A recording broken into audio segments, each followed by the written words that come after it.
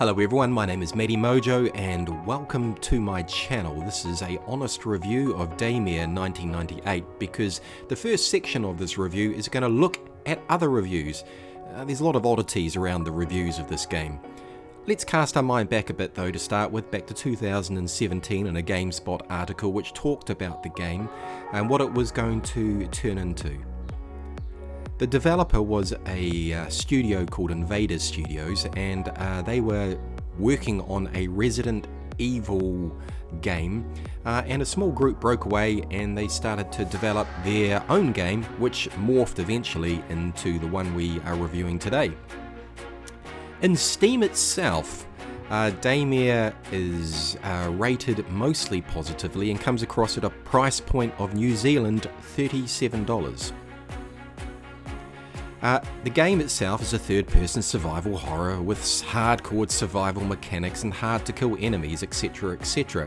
Gives a bit of a story about the game, and overall the reviews that you see it's highlighted give a 75, 80, 80% game. They talk a lot about how it's a throwback to the good old days of Resident Evils, etc, etc. Now, if we look at the actual user reviews, there are some interesting facts here. There's a lot of comments around false accounts giving false reviews. This would be indicative that people have chucked up basically false reviews to up the positive nature of the game. There's a lot of talk about various bits. There's a lot of people here who have obviously been given license keys and have talked positively about the game. And in Metacritic it's a similar thing actually. The score ranges about 62%. But looking at these, you can see a lot of the reviews at the top there are actually people who've been given license keys. It really jumps around the reviews here on this game. But let's jump into it and let's look at, well, does this game deliver or is it worth the money? Because ultimately, in a game like this, it is a small developer studio, I totally get that. But you are being asked to pay $37, that's New Zealand, for it. Is it worth it? Let's look at some of the positives. The graphics of the game are sharp, they are crisp. I like the look of the game. It actually works really well, but there's no surprises because the developers have paid to use the Unreal Engine. By the way, that might explain the price point. Also, the actual atmospherics of the game are very well done. It feels like a horror game. The zombies themselves, they're pretty good. There's several variations of them and they look good. Nothing wrong with them. It also has puzzles. If you like a puzzle game, and it is up front, it does say that this is part of the game, then you get quite a few of these. Also, when the actual zombies leap at you and grab you, this face-sucking animation is brilliant. I love it. But the not so positives, this game is actually clearly a console game with very limited mouse options and very little customization options. This leads to all sorts of issues, like it's incredibly hard to hit headshots. It feels so clumsy. Very difficult to describe, but it doesn't work. Also, the way you interact with your menu, your inventory system is through this thing on your arm.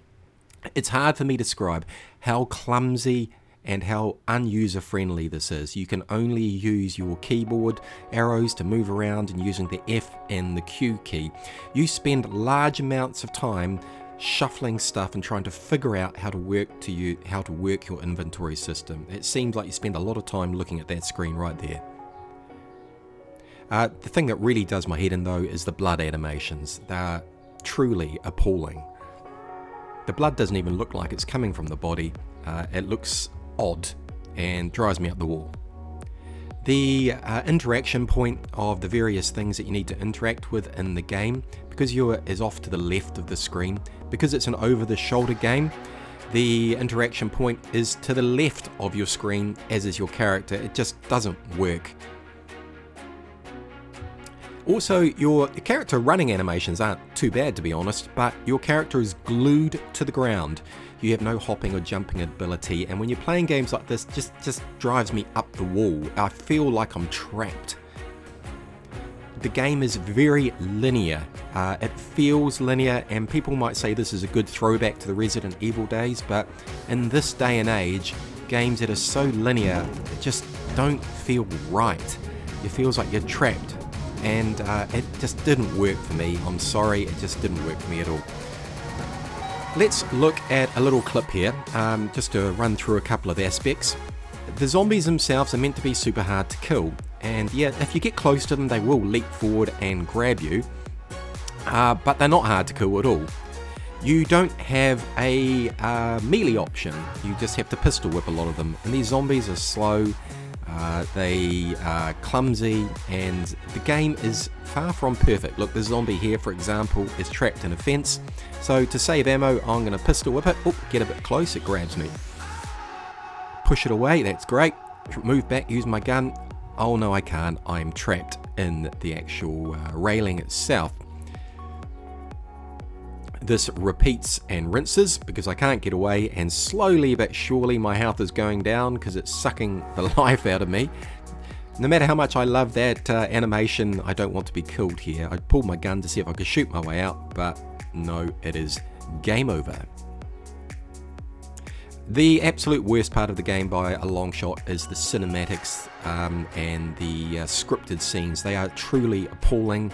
The story doesn't make much sense at all when you actually read the lines. There's all sorts of subplots which make no sense. The characters are flat. The voice acting is dreadful. There's bits where the actual voice actors mess up their lines. What they say doesn't match with what is written. There's lots of bits that don't match other bits. I have never ever seen a game with such bad cinematics and what would you call them?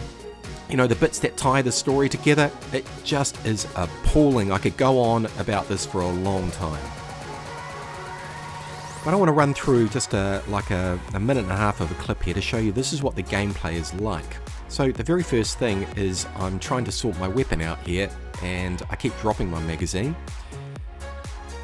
And yep, I spend a lot of time trying to figure out how to work my ammunition system. You've only got a very limited amount of slots, so you have to really actively manage your inventory system through this wrist thing. The shotgun on the back is just sitting there. It doesn't even have a strap. By the way, the thing on my wrist wasn't really properly explained how I got that. It sort of was, but it wasn't really done. You might notice I'm trying to shoot the zombie in the chest here because the ammunition is so limited. I might pick up 5 rounds. I will need that 5 rounds for the next 10 minutes of gameplay before I'm given another 5 rounds. And you cannot waste your shots trying to hit the heads of the zombies because you constantly miss, just because of the way the mouse works, because it isn't really written for a PC. It has this oddity. Yet again, I picked up a bit of ammunition. Let's try and figure out, is my magazine loaded? What have I got on my gun? It's showing me my inventory system as a 10-round magazine. Is that the one on my gun, or is it one on my inventory system? It gets quite confusing at times. There's a zombie over to my left which is trapped. Very linear game. Now I need to go down the lift. Oh no, I need a key to open it. Now this is understandable part of the game, I do get that. You have to get close to things to actually see the interaction point. So you have to run to the end of a corridor. Was there anything down here? Let's run down and have a look. Now we'll go into this room here. Oh, there's one of these big zombies. I'll unload into it. Unload. I pistol whip it, because I was actually going to shoot it. Now I'm going to change weapon. Oh, wrong weapon. Need to get my shotgun out. Is it going to get back up? They almost all get back up, so I'm going to have to shoot it again. I shoot it several times. In the nick of time, by the way, because if I had not got it at that moment, it probably would have killed me. Next, I am, is my gun empty? I only visually notice that it's empty by the rack the slider's back. Now I've got to pick up my magazine that I dropped again, and it goes on and on like that. Overall, what is this game like? Well, and what do I rate it as? Well, I give it a 3 out of 10. 3 out of 10, and I think that's pretty generous. If you really like playing nostalgic games and like playing a really linear, clunky game, then you could probably stick a +1 on that.